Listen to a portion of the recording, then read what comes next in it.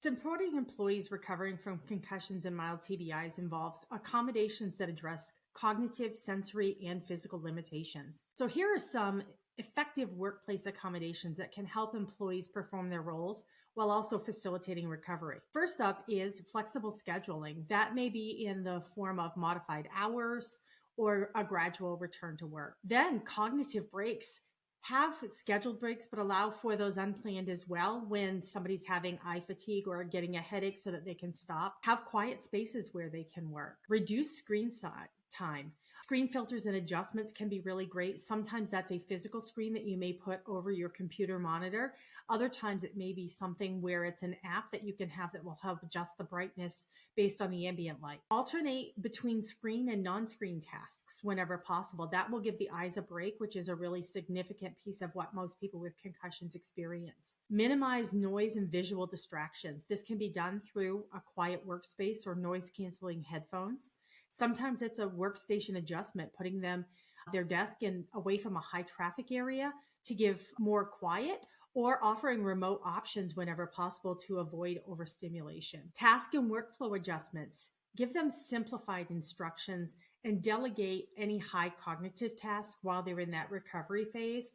It's easier for most people with a concussion to do things one step at a time than to get thrown, here's 10 steps you've got to do, and to really feel that they're going to succeed and do that high work quality. Memory aids and organizational tools are also great.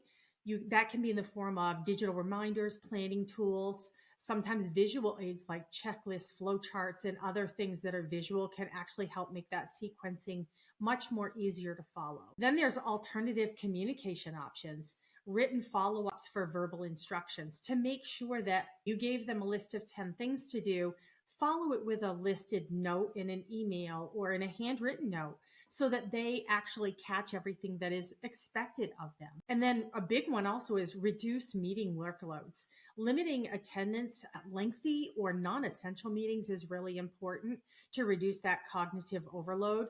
If you think about it, if you're sitting at a meeting, even if you're doing it remotely, you're trying to do a presentation or take notes, responding to chats. There's a lot of different things that pull your attention, and that can really increase that cognitive overload. Use assistive technology and ergonomic support.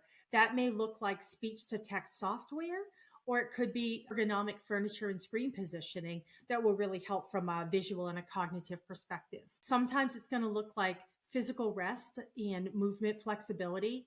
And with that, it would be really giving them permission to rest as needed. When you start to feel fatigued, it's okay to go to the quiet room for a little while, or if you're at home, to go step away from your computer to take an unscheduled break. And then also frequent stretch breaks. Encouraging those gentle movement breaks can really alleviate some of the physical discomfort that may accompany that cognitive recovery. And then finally, having a gradual workload increase is really important. Adjust those productivity goals, especially when they are first back to work. And then also work on collaborative task management. Have regular check-ins that will allow the employee and you to discuss your progress and also adjust those expectations as needed. Foster that trust where you can actually say, this is a little bit too much. Can we try it a different way? Can really help to improve success. And these accommodations can make a substantial difference, enabling employees to recover in a supportive environment without compromising productivity.